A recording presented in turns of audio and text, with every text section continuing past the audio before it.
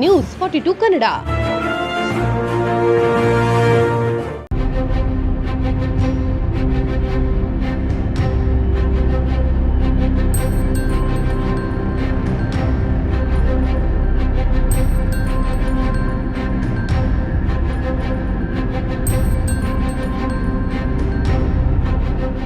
ಇವತ್ತು ಬೈರಮಂಗಲ ಕಂಚಕಾರನಹಳ್ಳಿ ಗ್ರಾಮ ಪಂಚಾಯಿತಿಗಳ ವ್ಯಾಪ್ತಿಯ ಭೂ ಹಿತರಕ್ಷಣಾ ಸಂಘದ ನೇತೃತ್ವದಲ್ಲಿ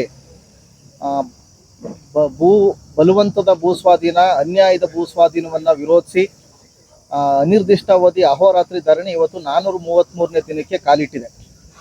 ಈ 433ನೇ ದಿನದ ಹೋರಾಟ ಅಂದರೆ ಭಾಳ ಕಡಿಮೆ ಏನಲ್ಲ. ದೆಹಲಿ ರೈತರ ಹೋರಾಟ 380 ದಿನಗಳಿಗೆ ಮುಗಿದಿತ್ತು. ಇದು 385 ದಿನಗಳನ್ನ ಮೀರಿಸಿ ನಡೀತಾ ಇದೆ. ಅಂದರೆ ದೆಹಲಿ ರೈತರ ಹೋರಾಟಕ್ಕಿಂತ ಹೆಚ್ಚು ದಿನಗಳು ನಡೀತಾ ಇರ್ತಕ್ಕಂಥ ಒಂದು ರೈತರ ಹೋರಾಟ ಕರ್ನಾಟಕದ ರೈತ ಚಳವಳಿಯ ಇತಿಹಾಸದಲ್ಲೇ ಒಂದು ಇಷ್ಟು ದೀರ್ಘಕಾಲದ ರೈತ ಹೋರಾಟಗಳು ನಡೆದಿರ್ತಕ್ಕಂಥದ್ದು ಭಾಳ ಕಡಿಮೆ. ಅಂತ ಒಂದು ಅಪೂರ್ವವಾದ ರೈತ ಹೋರಾಟಗಳ ಸಾಲಿಗೆ ಈ ಹೋರಾಟ ಸೇರ್ತಾ ಇದೆ. ಇವತ್ತು ಮಾಧ್ಯಮಗಳಲ್ಲಿ ಎಲ್ಲ ಕಡೆ ಇವತ್ತು ಈ ವಿಷಯ ಭಾಳ ಚರ್ಚೆಗೆ ಬರ್ತಾ ಇದೆ. ಬಿಡದಿ ರೈತರ ವಿಷಯ ಚರ್ಚೆಗೆ ಬರ್ತಾ ಇದೆ. ಕಳೆದ ಭಾನುವಾರ ಈ ಬೈರಮಂಗಲ ಕಂಚಕಾರನಹಳ್ಳಿ ಗ್ರಾಮ ಪಂಚಾಯಿತಿ ವ್ಯಾಪ್ತಿಯ ಭೂ ಹಿತರಕ್ಷಣಾ ಸಂಘದ ಪ್ರತಿನಿಧಿಗಳ ಜೊತೆ ಉಪಮುಖ್ಯಮಂತ್ರಿಗಳು ಚರ್ಚೆ ಮಾಡಿ ಸಮಾಲೋಚನೆ ಮಾಡಿ ಈ ಭೂಮಿ ಏನಿದೆ ಇದು ಫಲವತ್ತಾದ ಭೂಮಿ ಅಂತ ಹೇಳ್ತಾ ಇದ್ದೀರಾ, ಇದು ನೀರಾವರಿ ಭೂಮಿ ಅಂತ ಹೇಳ್ತಾ ಇದ್ದೀರಾ, ಮತ್ತು ನೀವೆಲ್ಲರೂ ಕೂಡ ಸಾವಿರಾರು ಸಂಖ್ಯೆಯಲ್ಲಿ ಇದಕ್ಕೆ ಆಕ್ಷೇಪಣೆ ಇದೆ, ವಿರೋಧ ಇದೆ ಅಂತ ಹೇಳ್ತಾ ಇದ್ದೀರಾ.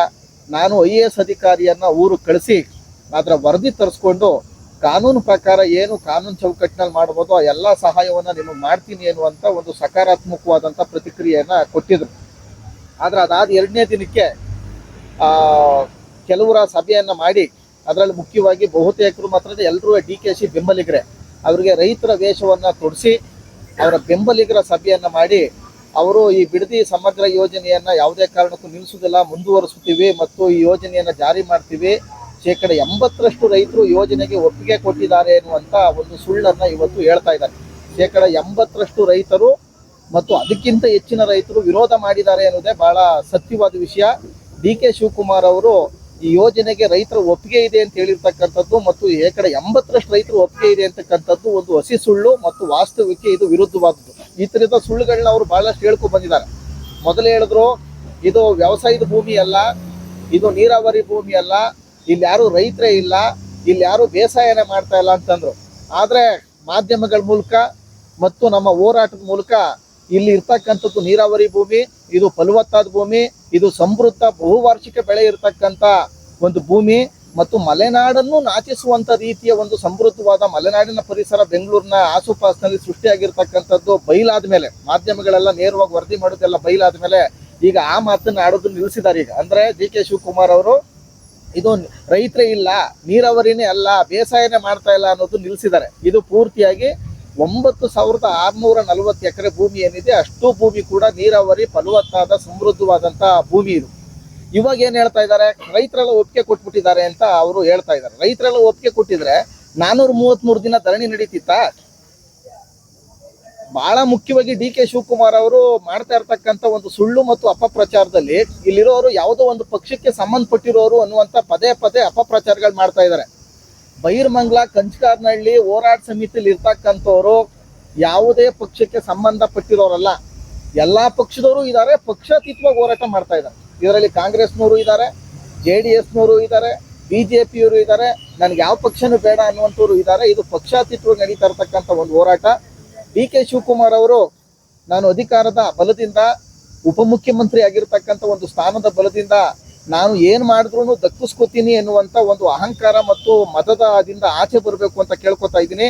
ಇವತ್ತು DK ಶಿವಕುಮಾರ್ ಅವರು ಹತಾಶೆಗೆ ಒಳಗಾಗಿದ್ದಾರೆ. DK ಶಿವಕುಮಾರ್ ಅವರು ಇವತ್ತು ನಿರಾಶೆಗೆ ಒಳಗಾಗಿದ್ದಾರೆ. DK ಶಿವಕುಮಾರ್ ಅವರು ಕುಪಿತಕ್ಕೆ ಒಳಗಾಗಿದ್ದಾರೆ. ಯಾಕೆ ಅಂದರೆ ಬಿಡದಿ ರೈತರಿಗೆ ಸಿಗ್ತಾ ಇರ್ತಕ್ಕಂಥ ರಾಜ್ಯಾದ್ಯಂತ ಬೆಂಬಲದ ಮಹಾಪೂರ ಅಷ್ಟು ದೊಡ್ಡ ಪ್ರಮಾಣದಲ್ಲಿ ಸಿಗ್ತಾ ಇದೆ.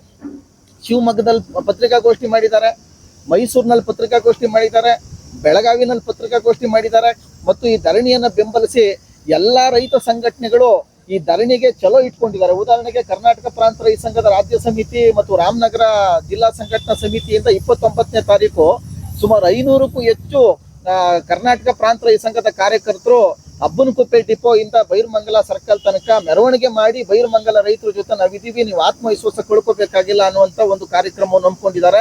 ಅವತ್ತು ಅಖಿಲ ಭಾರತ ಕಿಸಾನ್ ಸಭಾದ ರಾಷ್ಟ್ರೀಯ ಸಹ ಕಾರ್ಯದರ್ಶಿ ರವೀಂದ್ರನ್ ಅವರು ಕೂಡ ಮೆರವಣಿಗೆಯನ್ನ ಮುನ್ನಡೆಸ್ತಾ ಇದ್ದಾರೆ. ಅಂಥದ್ರಲ್ಲಿ ವಿಶ್ವನಾಥ್ ಅವರು ಕೂಡ ಇವತ್ತು ಬಂದಿದ್ದಾರೆ.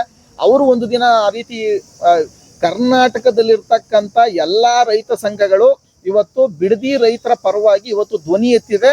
ಅವರು ಎಚ್ಚರಿಕೆ ಕೊಟ್ಟಿದ್ದಾರೆ. ಬಿಡದಿ ರೈತರ ಭೂಮಿಯನ್ನ ಕಿತ್ಕೊಳ್ತಕ್ಕಂಥ ಯಾವುದೇ ಪ್ರಯತ್ನವನ್ನ ಚನ್ನರಾಯಪಟ್ಟಣ, ದೇವನಹಳ್ಳಿ ತಾಲೂಕು ಚನ್ನರಾಯಪಟ್ಟಣದ ಮಾದರಿಯಲ್ಲಿ ಅದಕ್ಕೆ ಒಂದು ದೊಡ್ಡ ಪ್ರತಿರೋಧ ಮಾಡಿ, ಯಾವ ರೀತಿ ದೇವನಹಳ್ಳಿನಲ್ಲಿ ರೈತರು ಹೋರಾಟದಲ್ಲಿ ಗೆದ್ರು ಆ ರೀತಿ ಬಿಡದಿ ರೈತರ ಹೋರಾಟ ಕೂಡ ಇನ್ನೊಂದು ದೇವನಹಳ್ಳಿ ಆಗುತ್ತೆ ಎನ್ನುವಂತ ಒಂದು ಎಚ್ಚರಿಕೆಯನ್ನು ಇವತ್ತು ಕೊಟ್ಟಿದ್ದಾರೆ. ಇದರಿಂದ ಡಿ.ಕೆ. ಶಿವಕುಮಾರ್ ಅವರು ಕುಪಿತರಾಗಿ ಇವತ್ತು ನಮ್ಮಲ್ಲಿ ಒಡಕು ಮತ್ತು ಗೊಂದಲವನ್ನು ಉಂಟು ಮಾಡತಕ್ಕಂತ ಒಂದು ಕುತಂತ್ರದ ಮಾತುಗಳನ್ನ ಇವತ್ತು ಮಾತಾಡ್ತಾ ಇದ್ದಾರೆ. ಏನು ಬೈರಮಂಗಲ ಕಂಚಕರ್ನಹಳ್ಳಿಯ ಹೋರಾಟ ಸಮಿತಿ ಬಹುತೇಕ ಬಡ ಮತ್ತು ಮಧ್ಯಮ ವರ್ಗದ ರೈತರು 100% 100% ಇದನ್ನು ವಿರೋಧ ಮಾಡ್ತಾ ಇದ್ದಾರೆ. ಬರೀ ವಿರೋಧ ಬಾಯಿನಲ್ಲಿ ಮಾತ್ರ ಅಲ್ಲ, ಸುಮಾರು 3500ಕ್ಕೂ ಹೆಚ್ಚು ರೈತ ಕುಟುಂಬಗಳು ತಕರಾರು ಮತ್ತು ಆಕ್ಷೇಪಣೆಯನ್ನ ವಿರೋಧವನ್ನ ಲಿಖಿತವಾಗಿಯೇ ಆಕ್ಷೇಪಣೆ ಸಲ್ಲಿಸಲಿಕ್ಕೆ ಇದ್ದಂತ ಅವಧಿನಲ್ಲೇ ಇವತ್ತು ಮಾಡಿದ್ದಾರೆ. ಮಾತ್ರ ಅಲ್ಲ, ಜಿಲ್ಲಾಧಿಕಾರಿ ಪ್ರಾಥಮಿಕ ಅಧಿಸೂಚನೆ ಆಧಾರದ ಮೇಲೆನೆ ಕಾನೂನು ಬಾಹಿರವಾಗಿ ದರ ನಿಗದಿ ಸಭೆ ಮಾಡ್ತಕ್ಕಂಥ ಒಂದು ತೀರ್ಮಾನ ಮಾಡುವಂತ ಒಂದು ಸಂದರ್ಭದಲ್ಲೇನೆ ಸಹಸ್ರಾರು ಸಂಖ್ಯೆಯಲ್ಲಿ ರಾಮನಗರ ಜಿಲ್ಲಾಧಿಕಾರಿ ಕಚೇರಿಗೆ ಮುತ್ತಿಗೆ ಹಾಕಿ ಸುಮಾರು 3500ಕ್ಕೂ ಹೆಚ್ಚು ಮತ್ತೊಂದು ಬಾರಿ ದರ ನಿಗದಿ ಸಭೆಯನ್ನ ರದ್ದು ಮಾಡಬೇಕು, ನಮ್ಮ ಈ ಭೂ ಸ್ವಾಧೀನಕ್ಕೆ ನಮ್ದು ಒಪ್ಪಿಗೆ ಇಲ್ಲ ಅಂತ ಹೇಳಿ ಕೊಟ್ಟಿದ್ದಾರೆ. ಇದೆಲ್ಲ ಕಟ್ಟು ಸತ್ಯ ವಾಸ್ತವ ಇರುವಾಗ ಡಿ.ಕೆ. ಶಿವಕುಮಾರ್ ಅವರು 80% ರೈತರು ಇದಕ್ಕೆ ಒಪ್ಪಿಗೆ ಕೊಟ್ಬಿಟ್ಟಿದ್ದಾರೆ ಅಂತಕ್ಕಂಥದ್ದು ಒಂದು ಹಸಿ ಸುಳ್ಳು. ಇದನ್ನ ಬೈರಮಂಗಲ ಕಂಚಕರ್ನಹಳ್ಳಿ ಹೋರಾಟ ಸಮಿತಿ ಸಂಪೂರ್ಣವಾಗಿ ಇದನ್ನ ತಿರಸ್ಕರಿಸುತ್ತೆ. ಇದು ಏಡಿತನದ ಅಪಪ್ರಚಾರದ ಹತಾಶೆಯ ಪ್ರತೀಕ. ಹಂಗಾಗಿ ಡಿ.ಕೆ. ಶಿವಕುಮಾರ್ ಅವರು ಸುಳ್ಳು ಹೇಳ್ತಾ ಇದ್ದಾರೆ ಅಂತ ಹೇಳಿ ಬೈರಮಂಗಲ ಕಂಚಕರ್ನಹಳ್ಳಿ ಹೋರಾಟ ಸಮಿತಿ ಕಟುವಾಗಿ ಟೀಕಿಸಿದೆ. ಬಂಧುಗಳೇ, ಇದು ನೀರಾವರಿ ಭೂಮಿ, ಫಲವತ್ತಾದ ಭೂಮಿ, ಸಮೃದ್ಧ ಬಹುವಾರ್ಷಿಕ ಬೆಳೆ ಇರುವ ಭೂಮಿ. ಈ ಭೂಮಿ ಕರ್ನಾಟಕದಲ್ಲಿ ಇಂಥ ಭೂಮಿ ಎಷ್ಟಿದೆ ಅಂತಂದ್ರೆ 20% ಇಲ್ಲ. ನೀರಾವರಿ ಭೂಮಿ 50% ಇದೆ. ಮಳೆ ಆಶ್ರಿತ ಭೂಮಿನೇ ಕರ್ನಾಟಕದಲ್ಲಿ ಹೆಚ್ಚಿರೋದು. ಆದ್ರೆ ಬಹುವಾರ್ಷಿಕ ಬೆಳೆ ಬೆಳೀತಕ್ಕಂಥ, ಮಿಶ್ರ ಬೆಳೆಯನ್ನೇ ಸಂಪೂರ್ಣವಾಗಿ ಬೆಳೀತಕ್ಕಂಥ ಸಮೃದ್ಧ ನೀರಾವರಿ ಇರ್ತಕ್ಕಂಥ ಭೂಮಿ ಕರ್ನಾಟಕದಲ್ಲಿ 25% ಕೂಡ ಇಲ್ಲ.